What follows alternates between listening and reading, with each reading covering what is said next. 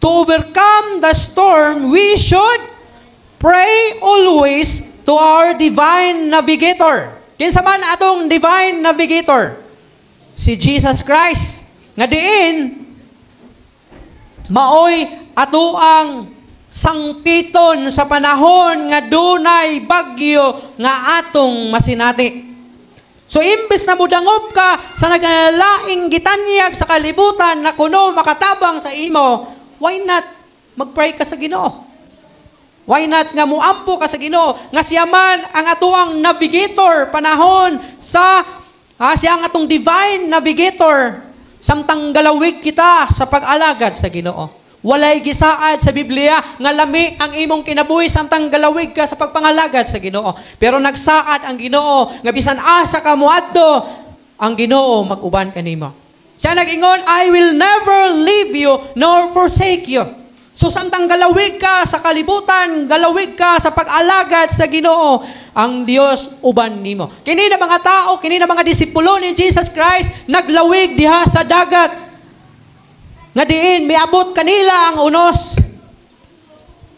May nalanggani kay kuyog si Jesus sa ilaha. Og nahinumdom si Pedro. Nga naaman diay si Jesus sa ilaha. Hinungdan nga iyang gipukaw o giingnan. Magtutudlo. Kusog kaayong balod ang hangin. Basig mga lunod aning mga matay na nini. Yang gipukaw. Ang nakanindot lang ang positive side lang adtong ilang gihimo. Kay nagpatabang sila sa ilahang magtutudlo. Sa diha miabot kanila ang bagyo, miabot kanila ang balod nga dagko. Kita samtang galawig ta sa pagpangalagad sa Ginoo, uban si Jesus sa tuwa. Ang problema lang sa tuwa, dili ta kabalo musangpit sa kauban nato panahon sa bagyo nga si Jesus Christ.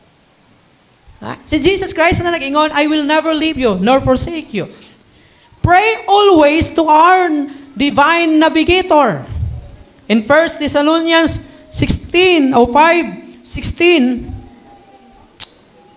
and down to 18, unsa may gingon? 1 Thessalonians 5:16 to 17. Ingon, 18, ingon niya, saan naman eh?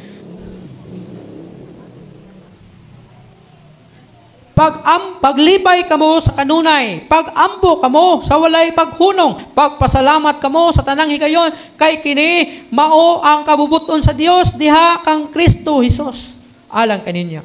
So adunay paghagit diha nga kanunay kitang maga-pray sa kanunay, dili lang sa pagpasalamat, dili lang sa pagdangop o dili lang sa libay kanunay kundi sa pag-ampo usab nga walay hunong. Ingon pa ni Billy Graham, kailan siguro mo sa ka-famous nga evangelist sa Southern Baptist, si Billy Graham.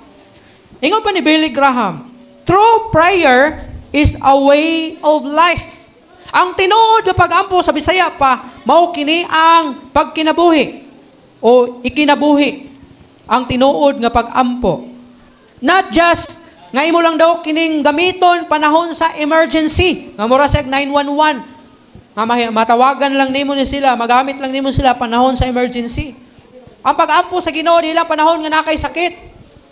Wala kay kwarta, di lang sa panahon nga aduna kay unos o mga pagsulay sa kinabuhi, kundi sa tanang panahon. Unsaon man, make it a habit. Ingon pa ni Billy Graham. Batasana ang pag-ampo sa Ginoo, and when the need arises, you will be in practice. Tanawa tong gihire. Kung nangandam to siya, panahon lang sa katong bagyo, sigurado, lupad tong iyang mga karnero, manok, o mga uban pang mga kahayupan. Paliron to sa hangin, kay wala man niya na pangandaman daan. Kung sa panahon sa bagyo lang siya nangandam. So samtang wala pa ang bagyo sa kinabuhi, batasana na ang pag-ampo sa Ginoo. Make it a habit.